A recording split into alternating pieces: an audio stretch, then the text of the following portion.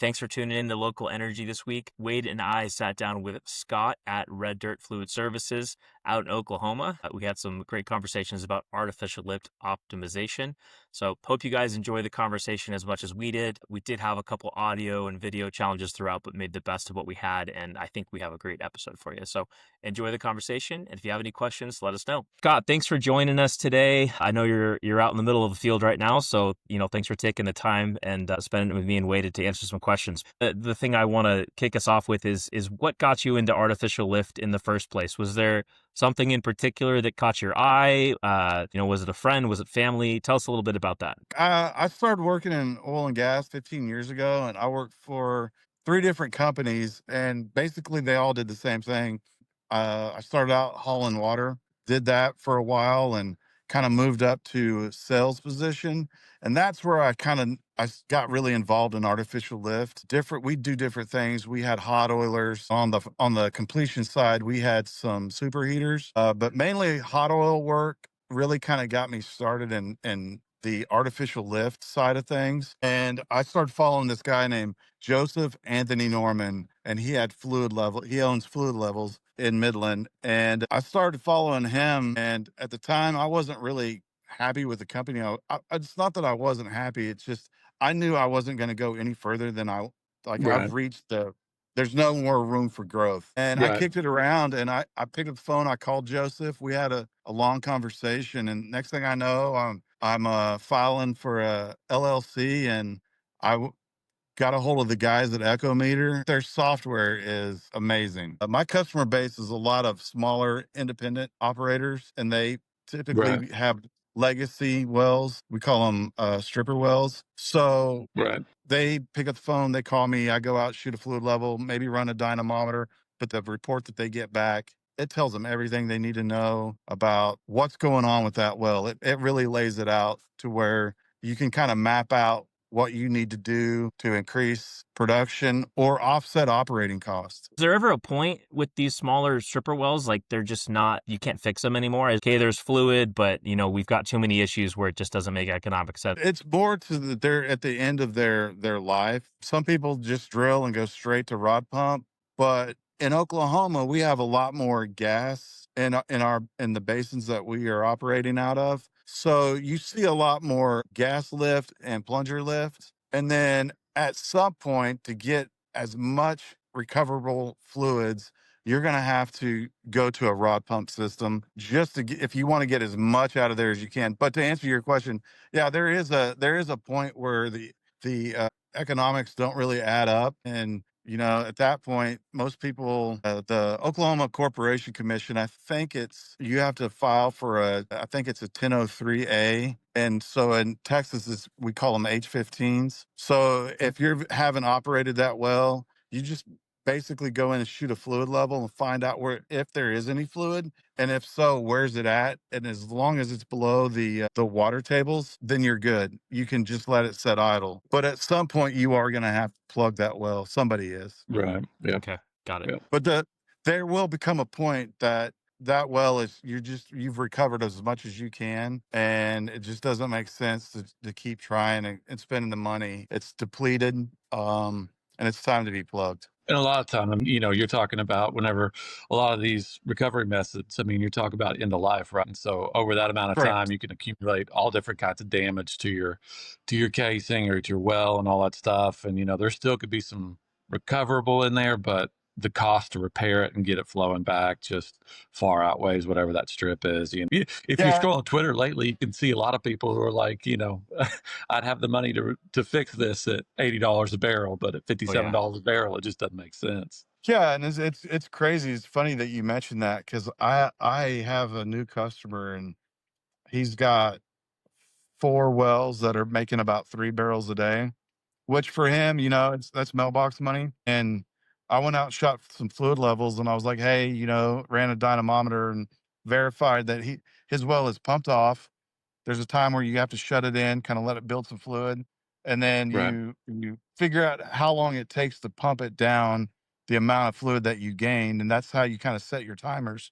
But at that point, he was like, as oil's up at like $78 a barrel, he's like, just keep pumping. He's like, Hmm. well, we'll worry about it later. Get as much as you can while the price is a little bit elevated while this last geopolitical issue played out Event. in the yeah, Right. that event played Yeah. out. Yeah. Yeah. So yeah, and it's weird because before starting this company, I hadn't really necessarily paid that much of attention to the price of oil, but right now I look at it every day, Hmm. and It there's affects your some activity, doesn't it? yeah, yeah.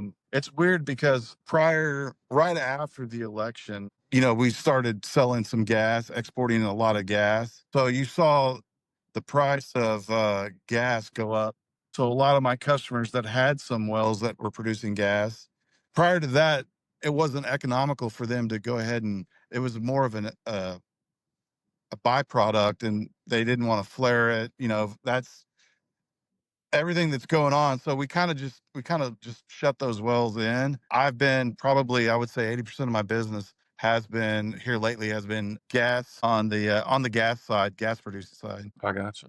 Yeah, it's really interesting. I mean, on the drilling side, our cycle times are a lot longer. I mean, for prices to go up and for us to contract a rig, drill a well, bleed a well, start producing takes a whole lot longer. But on these kind of what you're seeing out there right now, prices go up and down pretty quick. You can respond quickly. You can probably get a well back online in a matter of days to take advantage of a temporary increase in cost or well in Yeah, revenue, I guess. yeah, it's very like you said, the to get that well back online it doesn't take long. Yep. So and it depends on, a lot of my work is troubleshooting issues with a well and just providing another piece of data to help operators make informed decisions on what they need to do to overcome this issue, whatever issue it may be. So, Scott, you kind of mentioned earlier Echometer, and I've got a pretty limited experience on the production side, but I've always,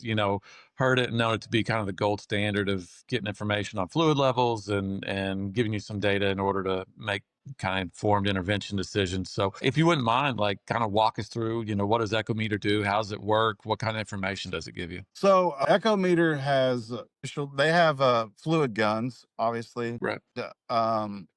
You basically here, I'll flip this around. I don't know if you can see this, but so that little box right there, I use the wireless. So that's the Right. wireless base station. It connects all my equipment, so I can run a dynamometer and use a fluid gun at the same time and knock out two tests. So, but yes, Echometer is by far the gold standard as far as artificial lift diagnostic tools. Gustavo Fernandez and Justin Bates they're the ones that teach the classes, most of the classes at Echometer, and those are free. Anybody can go down to Wichita Falls and take a 2-day class.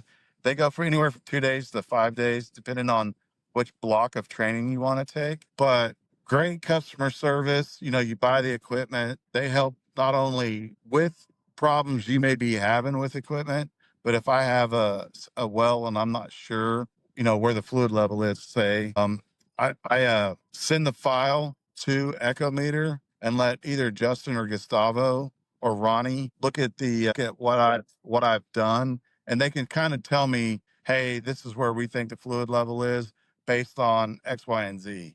So, and that's X, Right. Y, and Z is years and years of experience. That sometimes it's when you shoot a fluid level, say it's on a gas lift and you have a compressor, so you have a lot of background noise. It's hard to pick out that little down kick that would indicate where the fluid level is. But they're the great company. I can't say enough great things about Echometer and Gotcha. the people that work there. They're incredible. So essentially, what like the Echometer does, right? I mean, it's essentially shooting like a sound wave sonar, right? It goes down there, measures the travel time down and back, correct, to kind of give you an idea of where that fluid level is. Yeah, correct. So you build your well file and you look, say whether it's your tubing anchor, your end of tubing, Right. some perforations. So you have some known depths. And so we use either nitrogen or CO2, which those are inert gases that it doesn't, everybody thinks you shoot that down into the well. It just creates a pulse that can go down the well bore and it reflects off of, a tubing anchor. So your decreases in cross-sectional area of the wellbore will be down Right. kicks and your increases will be up kicks. And they just did a revision on their software.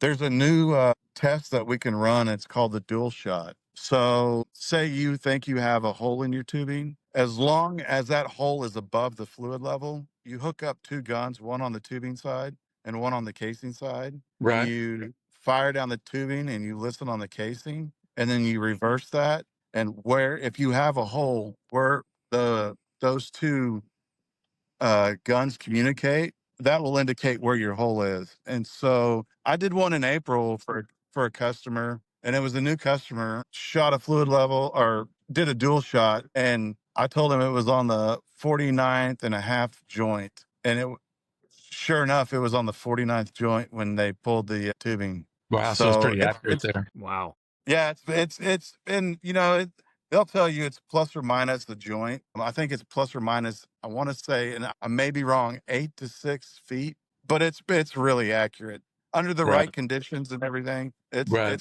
it's it's real accurate. Huh. That's pretty nice. So that saves Makes your job customers. easier. Yeah, it saves customers time and money because back in the old days, you'd have to get the silver paint, mix it up, pour it down the tubing, and start Right. pulling tubing and look for paint. Right. Now I can tell you pretty much where it is. So say it took you a week, 5 days to pull and inspect the tubing. Now you pretty much know where it's at. You can pull the tubing to that point, replace that joint of tubing, and go back in the hole, and you're back at work. So, Yeah. Gotcha. and I tell people that, with Echometer, we might not be able to find any ways to optimize this well, but I can offer you some suggestions to offset your operating costs. So what do you mean by that? Give me an example of that, like Okay. offset your operating costs. So say you're on a rod pump well and it's an electric powered motor. Some people will run those all the time and you don't have a high enough fluid level to do that. So Right. you're running your pump dry. So we can set your times and then all the information that you put in in the computer, say your motors or your wells out of balance, meaning your counterweights, you may be rod heavy or weight heavy. You can go in and make those adjustments so you're not burning as much electricity to pump that well. So that saves you some money over the long run. Hmm. But it probably also increases your reliability, right? Like you see less failures and everything associated with that. Right. And that's kind of the goal, to decrease failures and make the equipment run more efficiently. So there's just different ways that if say you have a well that has a high fluid level and you're just not getting it pumped down, you might be able to go in and either enlarge the pump, or there's just different things that you can do to, like I say, increase efficiency and increase profitability. Right. All right. So maybe another basic question, is it, like, how does gas lift work, right? So I kind of get the idea of a pump and rod and all that, but like gas lift, I'm sure it's as simple as it sounds, but maybe not. Could you maybe peel that back a little bit for me? Sure. There's continuous gas lift, and that's where the formation itself is able to unload your fluid. And then you get into where you have gas valves that set at predetermined pressure and predetermined depths. So as you inject gas down, usually down the backside, down the casing, Right. it'll inject to a certain point, and when that valve shuts off, it goes and your pressure increases, it'll valve down until you get to the lowest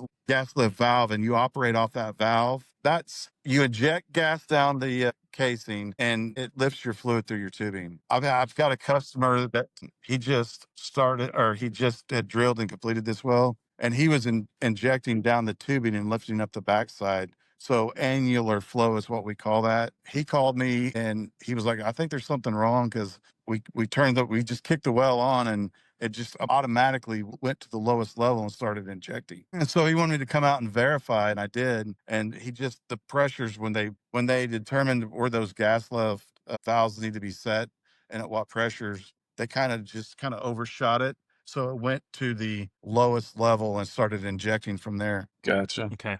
Okay. That's kind of a Gas lift is a definitely a science to figure all that out. Yeah, I'd imagine that it takes some math more than just kind of you can't really eyeball that. You got to figure it out and then put it in place to see how it works. Yep, there's some petroleum engineers out there, and that's what they. I like working or doing wells that are using gas lift. It's a little bit more.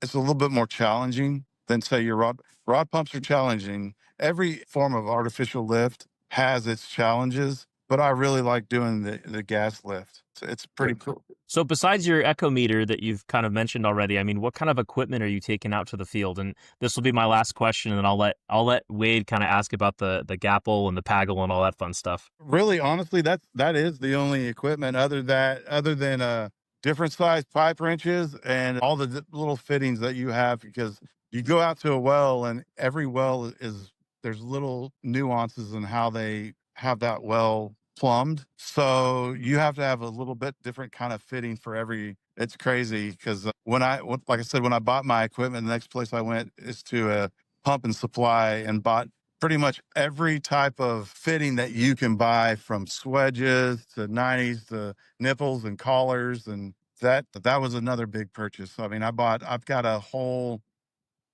toolbox just full of different types of fittings. Cool. Pretty big investment there, right? Yeah. It is, but it's a one-time investment. You know, it's unless you leave some stuff on location, which I've done, then you got to go back and you're at a well and you're like, hey, I need a 90. Where is that 90? I know it's Yeah. around. Yeah. Right. Yeah. It's Well, fun. I'd miss an opportunity if I didn't tell you that I love the name of your business there. Anytime I see red dirt, I immediately think Oklahoma. And so Yeah, it's I weird. know where you operate. It's weird because Oklahoma has a music scene called Red Dirt. You know, they call Oh, it yeah. Texas Red Dirt music. Yeah. So before I started, or before I went to work in the oil field, I actually worked for a national touring band as a Really? road manager, as a Really? tour manager.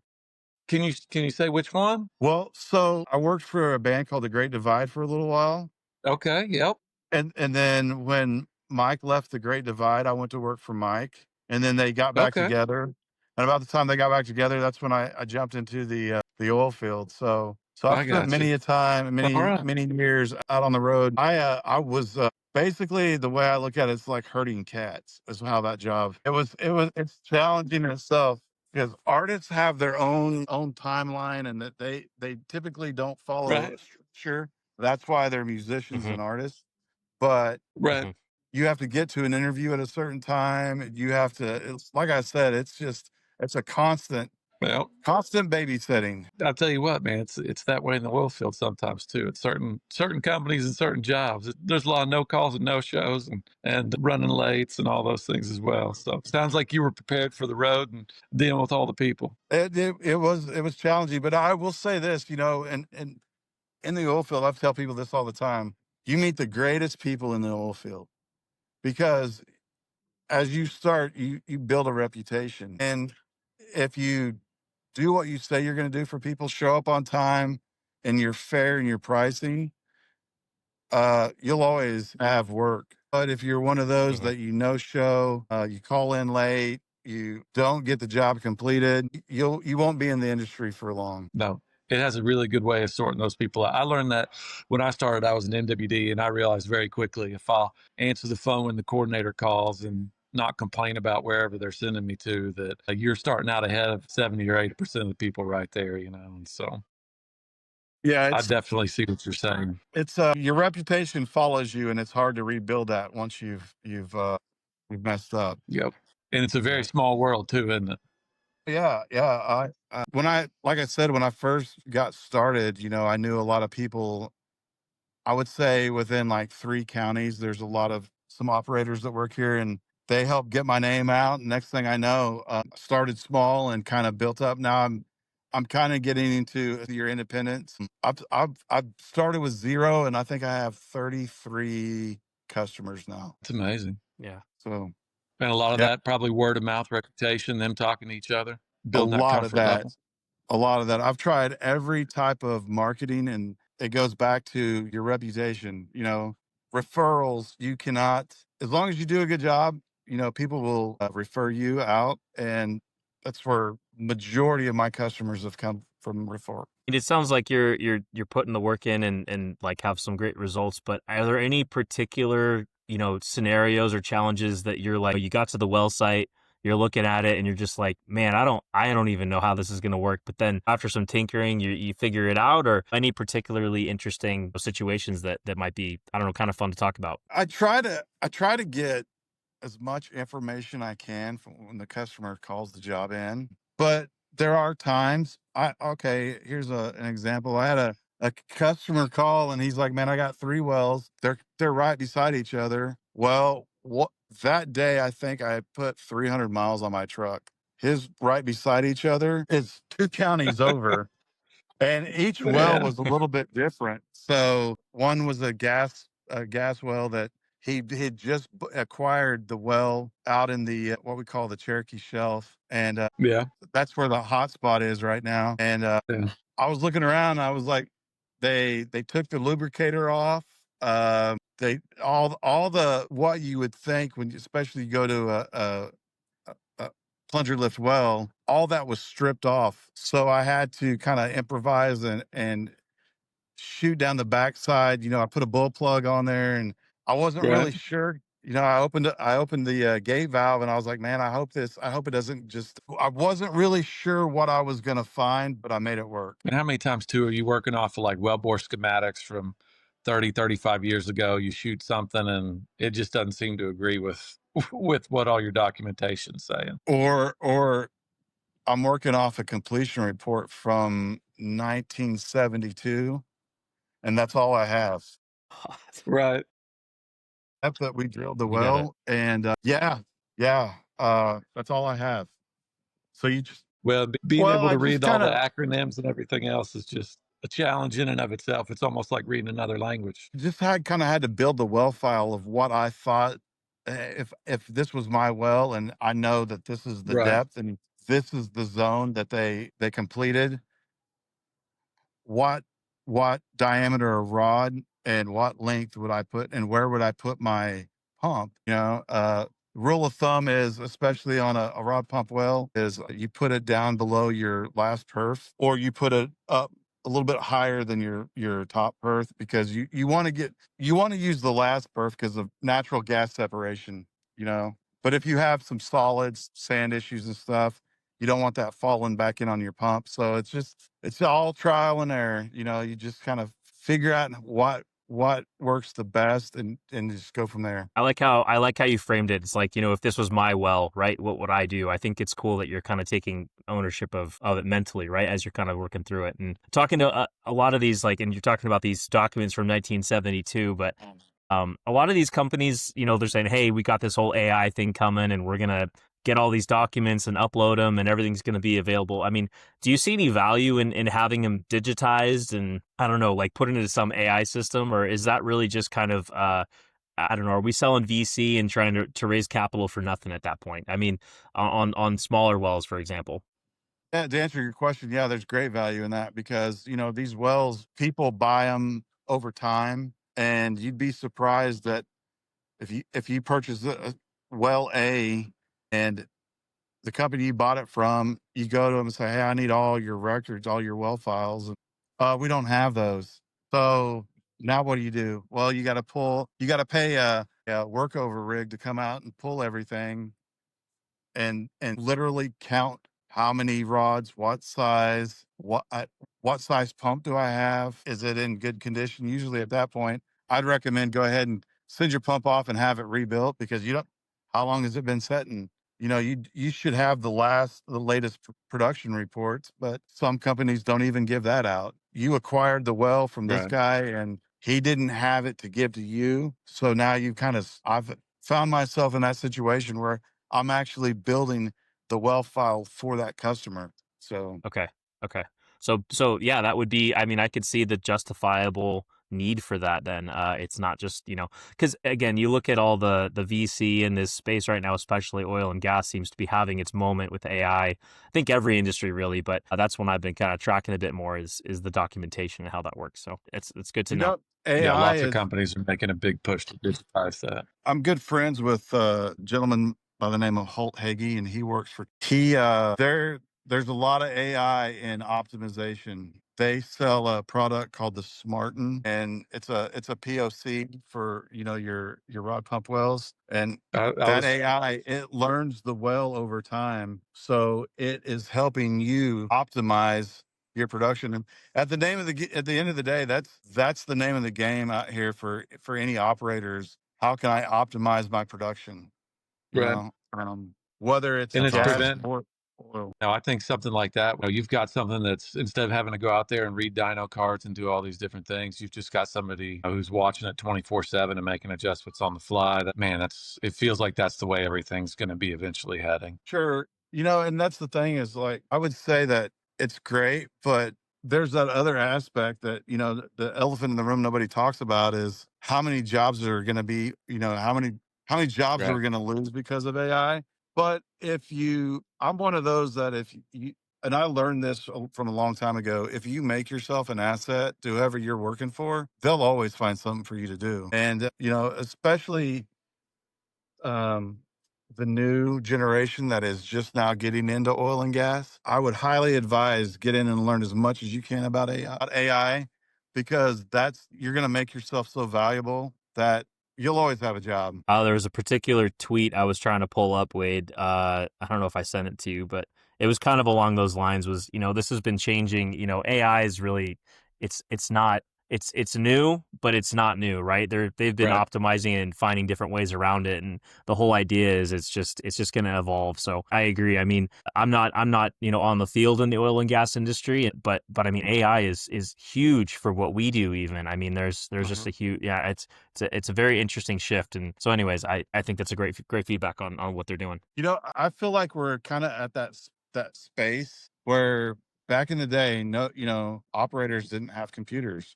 Your lease operators, they didn't have computers in their trucks. They wrote everything down on paper. Then came the computer, and it's easier to send those reports. You don't have to go in, find a payphone, call in, and give Let's somebody fax your something in. reports.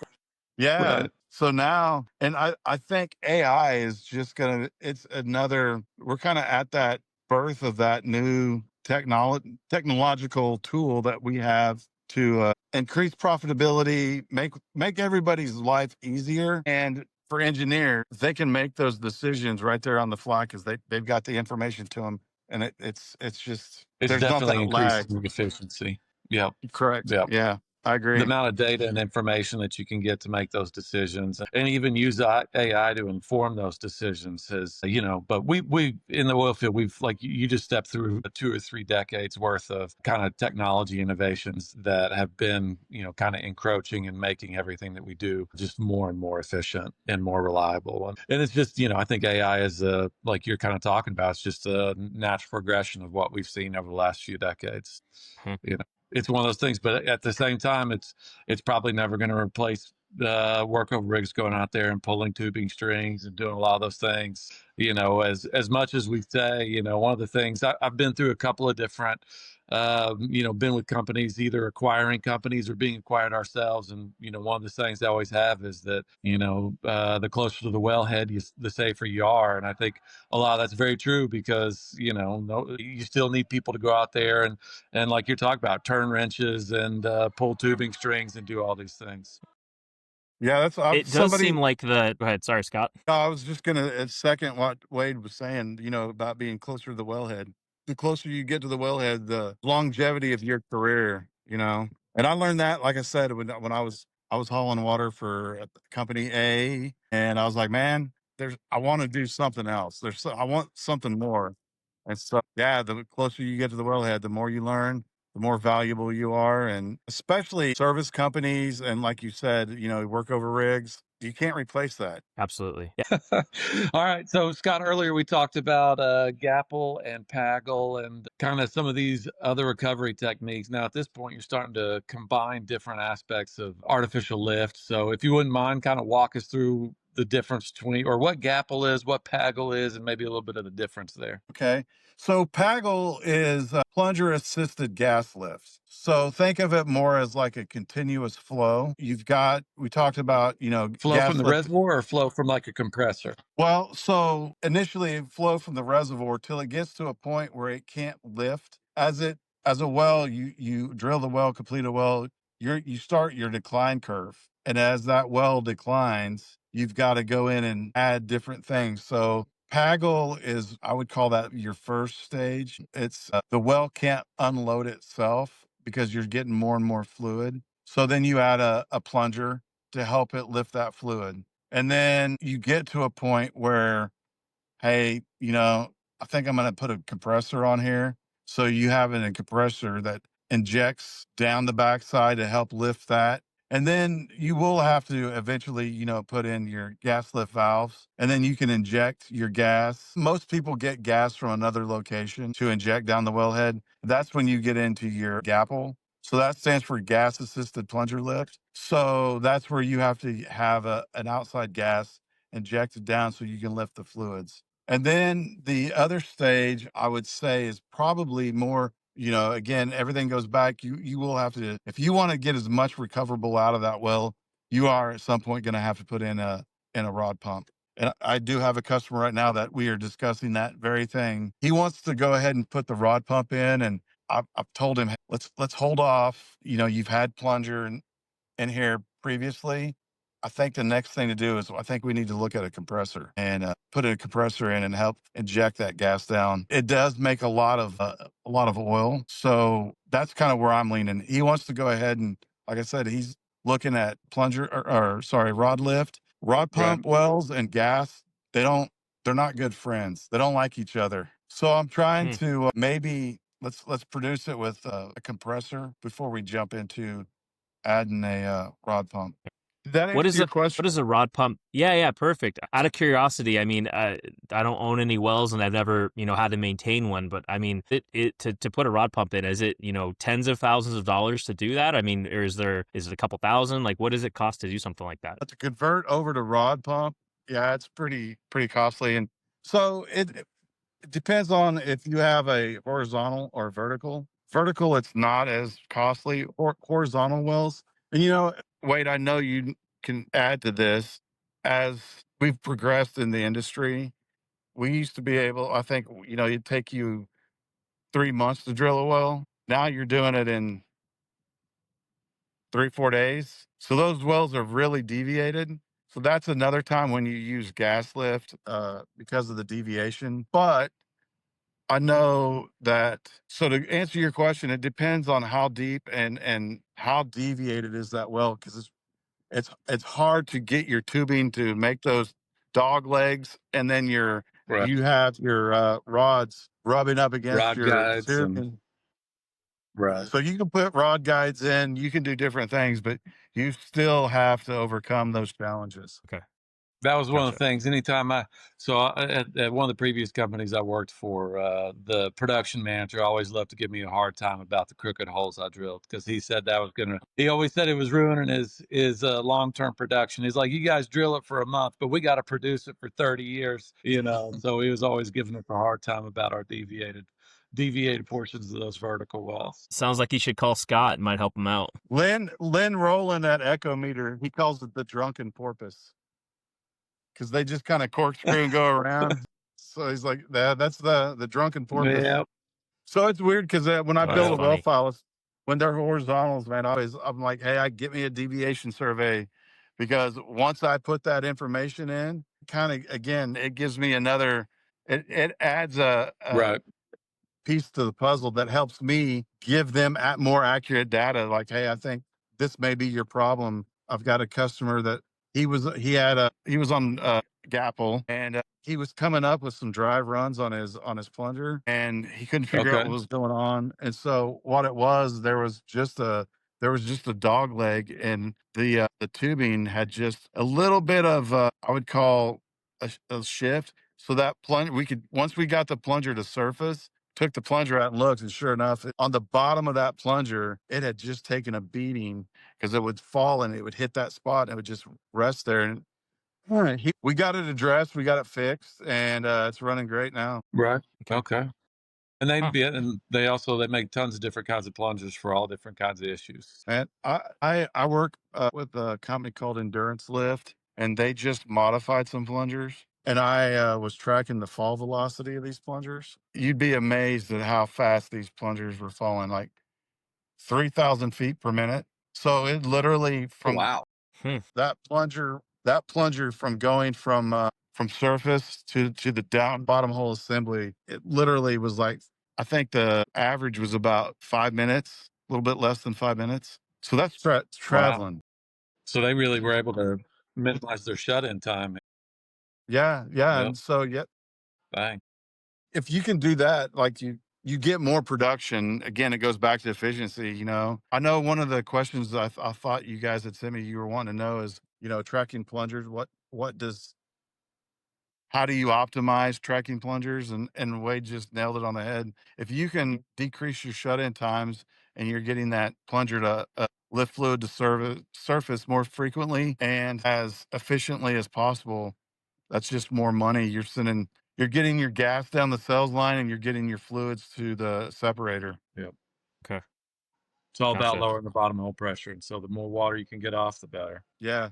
Okay. Yeah. How do you decrease that bottom hole? This is technical. I'm We like just kind of nodding scratched my This is the head, and I'm still like, surface. scratch this is still scratching the surface. If I understand it, it's yeah, scratching the yeah. surface. That's rad. This it continues to just amaze me. Scott, thanks for your time today. Just real quick, where can people find you? How can they learn more about what you do? Okay, I've got a website, reddirtfluid.com. My email is scott@reddirtfs.com. Hello? Yeah, so if you're having a problem with your well and you've lost some production and you're not really sure what's going on, give me a call. I'll come out, shoot some fluid levels, track some plungers, whatever you need. Perfect.